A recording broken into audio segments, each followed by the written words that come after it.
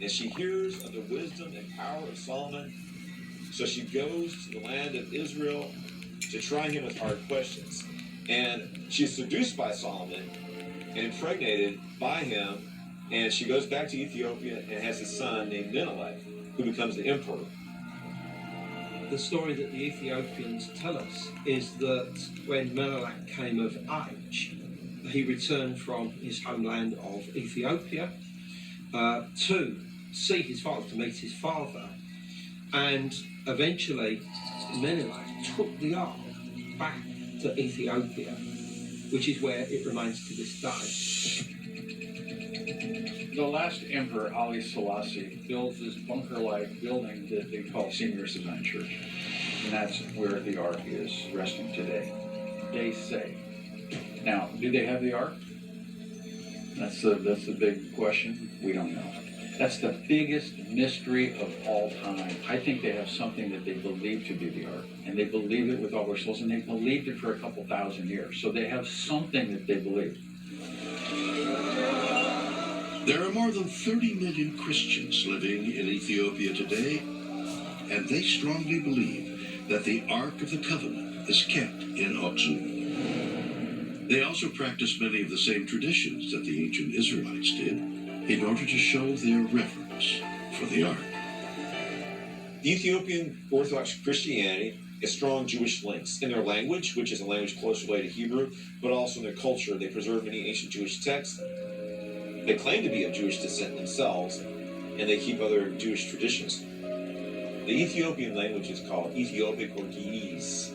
Their language is very similar to Hebrew and Aramaic, the languages of the Old Testament. A lot of ancient, lost Jewish texts that used to be part of the Bible, like Enoch and Jubilees, were preserved by the Ethiopian Christians. And they also claim to preserve and keep the one true Ark of the Covenant. Is it possible that the Ark of the Covenant is kept within the Church of St. Mary of Zion in Ethiopia?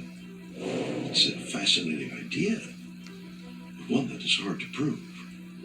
Because Ethiopians believe that only one person should be allowed to be in the presence of the Ark, a belief that was also held by the ancient Israelites. What the Ethiopians have done is they've copied everything that's in the Bible. They mirror everything in history that the ancients did in the temple. And they do it the same way. So they have one man, the guard of the Ark. He never leaves St. Rosetta Church. His job is to be the guardian of the Ark. And he's sort of the representative of what the high priest would be. In the Jewish tradition, the only person that was allowed into the presence of the Ark was the Kohen Gadol, the high priest. The high priest had a very, very special uniform that he used, and he had a very, very elaborate ritual. He had to go through, they'd have to immerse in a ritual bath multiple times. He'd have to be in a state of perfect physical and spiritual purity before entering into the presence of the Ark. This high priest would go in to visit the Ark of the Covenant one day a year, and that was it. No one else was supposed to go in to, upon pain of death, see the Ark of the Covenant.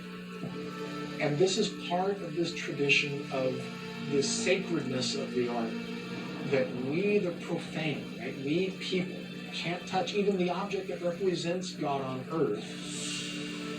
The Bible says the one thing about the Ark is that God had specifically made in the way he wanted it, and he wanted it to be used the way he wanted it. And the Ethiopians really accept this because they have been told since they've been little kids that this is from God.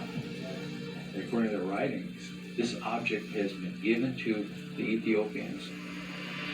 They are the holy keepers of the Ark, and they are willing to give their lives that fast if someone's going to come and try and take the Ark of the Covenant. That's exactly what happened. The military went in there with guns, and the people rallied. People came by the hundreds to protect the Ark of the Covenant. The Ethiopians believe with all their mind, heart, soul that this is the holy object of God.